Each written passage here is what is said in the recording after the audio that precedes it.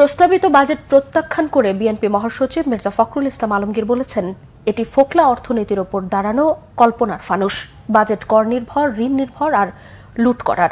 জনগণের ওপর করের বোঝা চাপানো হয়েছে। এতে কালো টাকার ঢালাও দায় মুক্তি দেওয়া হয়েছে।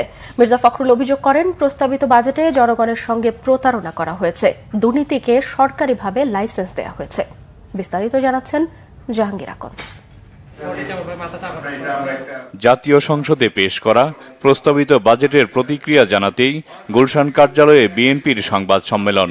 এতে দলের মহাসচিব মির্জা ফখরুল ইসলাম আলমগীর বলেন, ক্ষমতা আঁকড়ে থাকা অনির্বাচিত সরকারের বাজেট ঘোষণার নৈতিক অধিকার নেই। প্রস্তাবিত বাজেট সাধারণ মানুষকে শোষণের হাতিয়ারের বাজেট। দেশ আজ দেউলিয়াতের দ্বারপ্রান্তে উপনীত হয়েছে। এই বাজেট কল্পনার এক ফানুস। এই বাজেট ফোকলা অর্থনীতির উপর দাঁড়িয়ে আছে। এই বাজেট কর নির্ভর, এই বাজেট ঋণ নির্ভর, এই বাজেট লুটেরা বন্ধন। অসহনীয় মূল্যস্ফীতির চাপে সাধারণ জনগণের ত্রাহি অবস্থা। এর উপর বাজেটে করের বোঝা। এই বাজেট দেশি বিদেশি ঋণ ও সাধারণ জনগণের উপর চাপিয়ে দেওয়া করের নির্লজ্জ ফিরিস্তি ছাড়া আর কিছুই নয়। এই বাজেট গণমানুষের অর্থনৈতিক দুরবস্থার সঙ্গে এক নিষ্ঠুর তামাশা মাত্র। এই বাজেট আসলে শূন্যের উপর দাঁড়িয়ে আছে। 7,97,000 কোটির মধ্যে 2,56,000 কোটি ঘাটতি, অর্থাৎ বাজেটের 1/3 ঘাটতি, যা মেটানোর প্রস্তাব করা হয়েছে আভ্যন্তরীণ 1.5 লক্ষ কোটি ও বৈদেশিক 1 লক্ষ কোটি ঋণ নিয়ে। ঋণ দিয়ে ঋণ পরিশোধের ফন্দি। সরকার কঠিন শর্তের বিদেশি হার্ড লোনের দিকে আরও ঝুঁকে পড়বে, আটকে পড়বে আরও গভীর ঋণ ফাঁদে। এহেন অবস্থায় বছর শেষে অর্থনীতি মুখ থুবড়ে পড়তে বাধ্য।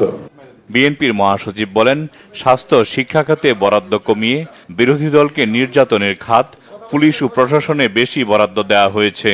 বিপুল অঙ্কের ঋণ অর্থনীতিকে ঝুঁকিতে ফেলে দিয়েছে।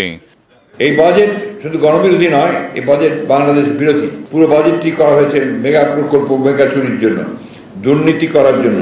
অর্থনীতির এই ত্রিসংকুল অবস্থায় উচিত ছিল অপ্রয়োজনীয় মেগা প্রকল্প সমূহ বা অর্থহীন অনুৎপাদক দৃশ্যমান অবকাঠামোগুলো বন্ধ রাখা।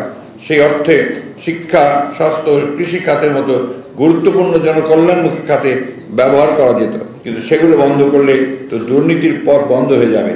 তাই বোধগম্য কারণেই সেটা করা হয়নি। এই বাজেট কালো টাকাকে সাদা করার বাজেট। কালো টাকা ঢালাও দায় মুক্তি দেওয়া হয়েছে। 15% কর দিয়ে ব্যক্তির সাথে কোনো কোম্পানিকেও কালো টাকা সাদা করার সুযোগ দেওয়া হয়েছে। 15% করে কালো টাকা সাদা করার বিপরীতে সৎ করদাতাদের সর্বোচ্চ 30% হারে কর দেওয়ার বিধান বৈষম্যমূলক ও অসাংবিধানিক। মির্জা ফখরুল বলেন, বেসরকারি বিনিয়োগ স্থবির হয়ে পড়েছে। নতুন কর্মসংস্থান সৃষ্টির কোনো আশা নেই এই বাজেটে। জাহাঙ্গীর আকন্দ, বাংলাভিশন, ঢাকা।